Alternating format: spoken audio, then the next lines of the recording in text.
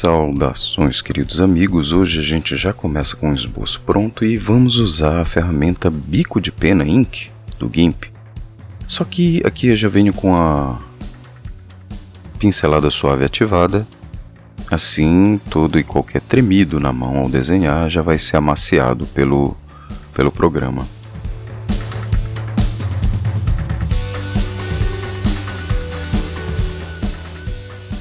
E assim a gente tem sempre a possibilidade de refazer o traço, tentar uma vez, tentar duas vezes, até que o traço fique melhor. E o perfil também no traço, né? A gente pode mudar a inclinação e 3 opções de perfil. Isso quando a gente opta por desenhar essa arte final de maneira manual. Poderia fazer isso com a ferramenta de vetores. Em outro momento a gente conversa sobre ela.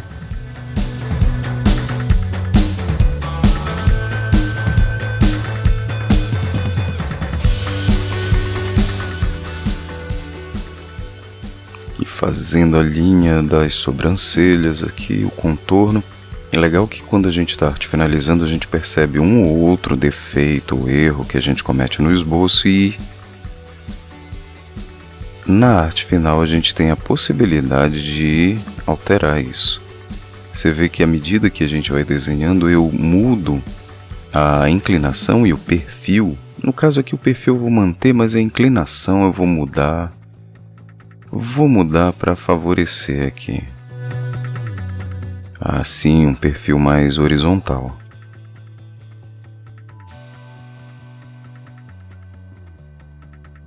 Essas regiões que vazam sempre a gente vai poder deletar mais adiante.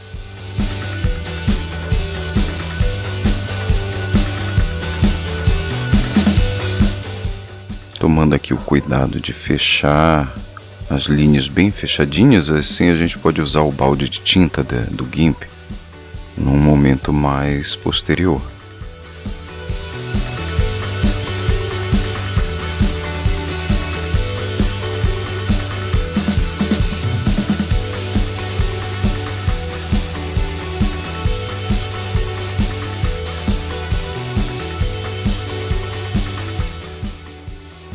Entre os softwares que existem disponíveis para desenho, a gente tem uma série de outros. A gente tem o Krita, hoje em dia muita gente optou pelo Krita. No meu caso eu não me adaptei bem ao Krita, estou acostumado demais à maneira do GIMP de fazer. Tem o MyPaint também, que é muito legal, mas ele não me dá tanta precisão. E acaba que o Inkscape dá bastante precisão, mas não me dá flexibilidade, pelo menos ainda não. E o GIMP acaba conjugando as vantagens de ambos. Ele me dá flexibilidade e precisão, ainda que a flexibilidade para o desenho não seja tanta, mas algum grau de limitação é interessante. Aqui eu estou usando o baldinho primeiro a ferramenta de seleção, para depois, numa camada abaixo do traço, usar o balde de tinta. Só tem uma coisa, quando eu uso a ferramenta de seleção, que eu seleciono as regiões onde eu pretendo pintar depois, eu tenho que ir ali em seleção e pedir para aumentar o raio da seleção. Porque senão essa seleção acaba não atingindo as regiões mais próximas do traço. Aí ficando aquela serrilha branca. Aqui eu escolhi um tom de azul, que depois eu vou fazer os relevos numa camada de cima. As iluminações, olha ali, eu não preencheu completamente, eu venho por baixo mesmo da camada de traço com um traço da ferramenta Ink. Agora eu vou apagar aqui o fundo branco. Vamos fazer uma seleção aqui do cabelo, da região do cabelo, e vamos mandar ali no menu de seleções aumentar a seleção. E aí se expande a seleção, tá ótimo para a gente começar a colorir essa região selecionada. Vou trocar para um tom terra, um marrom. E aí está. Só que eu cometi o erro Pintei dentro da camada de traço, eu quero isso na camada abaixo dela. É sempre interessante a gente ter uma camada só para o traço e uma camada só para a cor. Isso previne alguns probleminhas que de vez em quando dá, né? Repetir aqui o processo na camada de traço para os olhos. Escolher o branco, acho que é um tom de branco, né? Esse branco e o branco branco, sim. E eu percebo que eu não desenhei ainda os dentes, né? Vamos desenhar agora então. Vamos lá. Na camada de traço, eu começo a puxar com calma. Eu estou com a pincelada suave ativada. Agora eu só preciso deixar a mão bem leve para que a pressão não aumente demais a espessura da linha. Mas eu sempre posso dar uma favorecida nisso, diminuindo ali o ajuste de tamanho. Aí.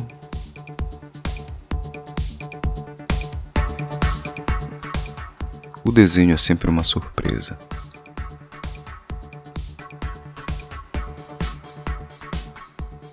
E agora a gente repete o padrão, né? A gente vai com a ferramenta de seleção, seleciona na camada de traço e vai para a camada de baixo, pede para aumentar a abrangência da seleção. E aí a gente pinta com a cor certa.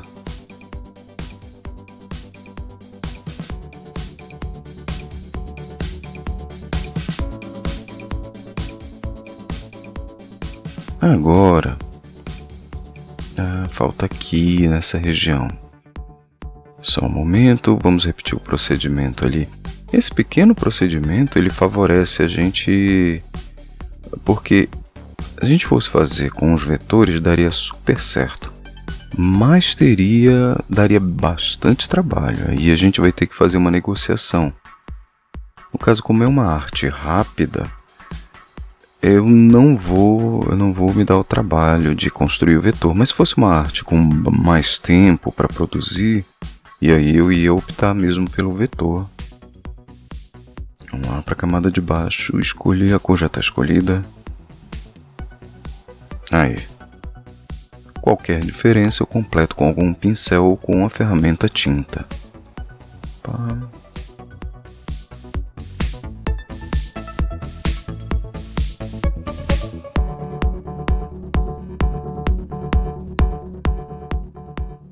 Aqui eu vejo que está faltando nos olhos. Vamos precisar fazer a coloração dele. É um tom marrom, né? Próximo do cabelo ali.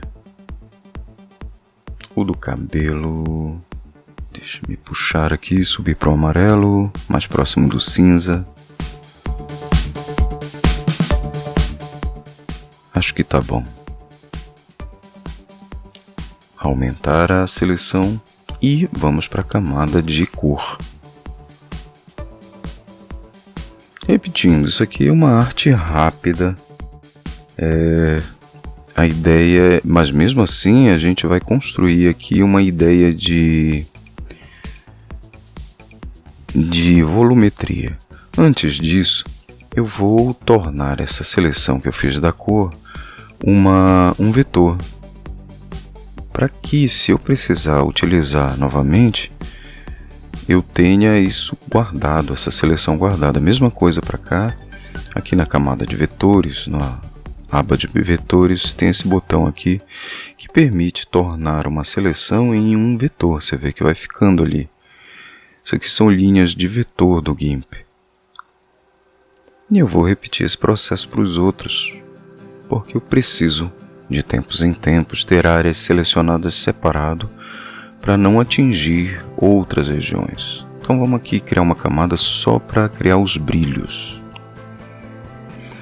E eu vou colocar no modo de mistura mesclar grãos.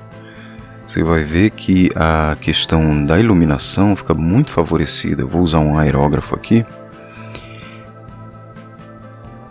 E vou diminuir a opacidade dele antes de começar a pintura. Com a seleção posta, eu não preciso me preocupar em pintar fora da região. Agora eu vou pintar aqui com a mesma cor branca a região dos cabelos. Já estabeleci a seleção, diminui o tamanho da brush e comecei a criar a parte clara do cabelo.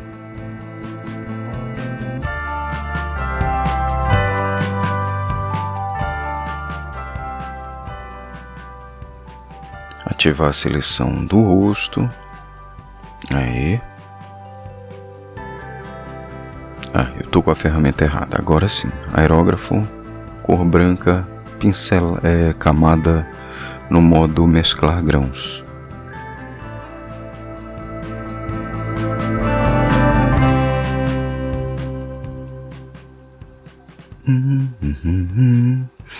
A ideia sempre é que as cores mais claras, elas representam as partes que são mais para frente no desenho, e as cores mais escuras elas vão traduzir para nossa visão aquelas partes do desenho que são mais para dentro, que são mais fendas.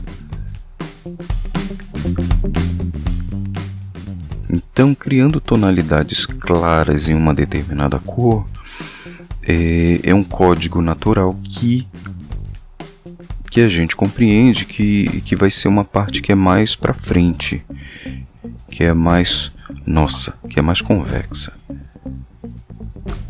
Que eu estou criando brilhos mais intensos, né, para criar sensação de maior volume.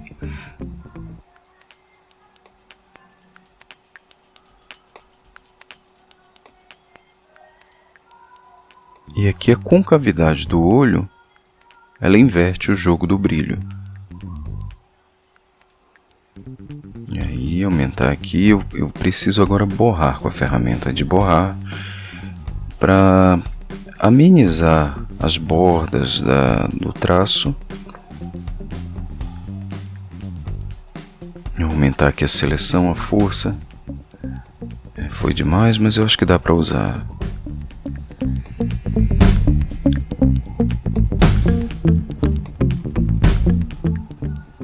E agora vamos criar uma camada para as partes escuras, né? As fendas, as partes de profundidade.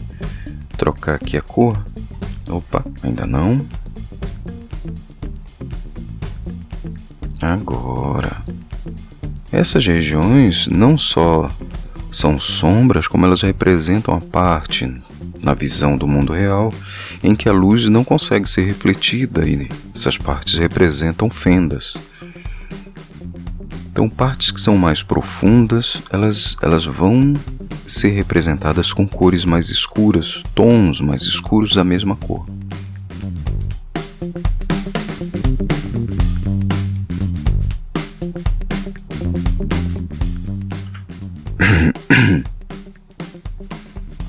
E aí é só preciso ir ajustando com a ferramenta de borrar.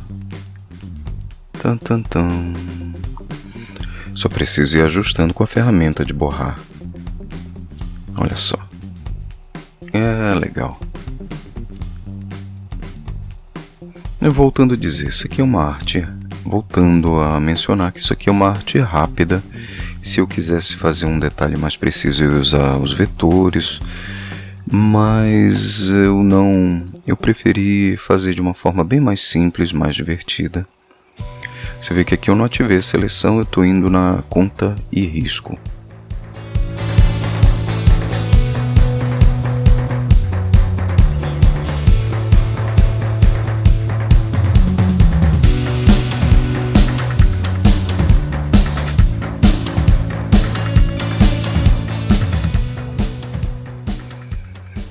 Aqui é a ondulação do tecido da camisa, da gola, e eu estou representando com essas variações entre claro e escuro. Então, tom azul escuro e tom azul claro. Eu poderia trabalhar com a cor mesmo, mas, novamente, como é uma arte rápida, eu preferi manter isso como modo mistura de camadas.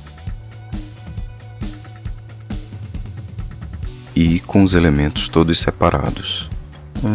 Aqui, vamos criar a pupila, borrei aqui um pouco. E agora sim.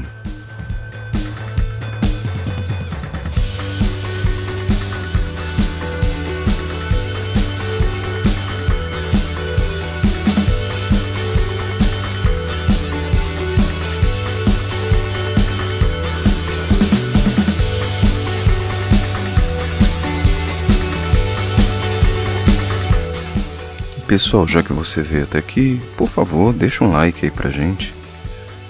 Diz aí se você tá gostando desse conteúdo e o que você gostaria de ver em termos de conteúdo de desenho com o GIMP. Você já conhecia esse programa? Qual o seu grau de envolvimento com o GIMP? Esse GIMP novo, ele tem inclusive essa propriedade de girar a tela. Isso é uma coisa que eu sempre senti falta, uma vez que eu já mexia com software de animação, animação 2D, né? E que eles têm essa propriedade.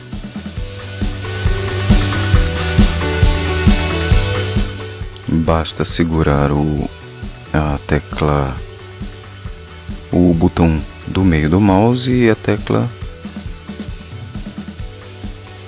Vou usar aqui o desfoque gaussiano.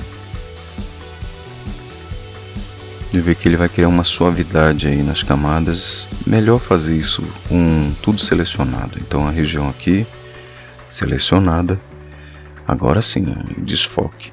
É bom que eu vou poder fazer isso em outras áreas. E o desfoque gaussiano vai criar uma suavização.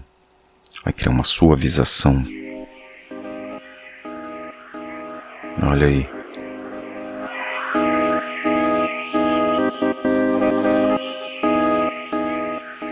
Apesar de que não tá tão acelerada, essa gravação de tela tá já numa velocidade, acho que 5 vezes mais rápida. Isso foi feito com muita calma, apesar de ser uma arte rápida. Mas eu acho que assim ainda preserva um grande grau de detalhe.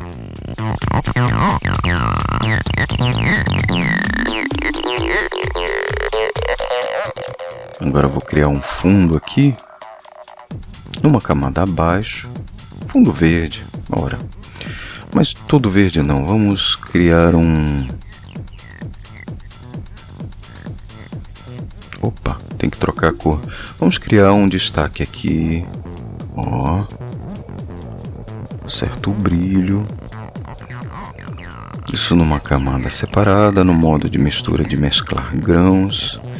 E eu acho que já dá pra gente usar o borrão gaussiano, o Gaussian Blur do GIMP.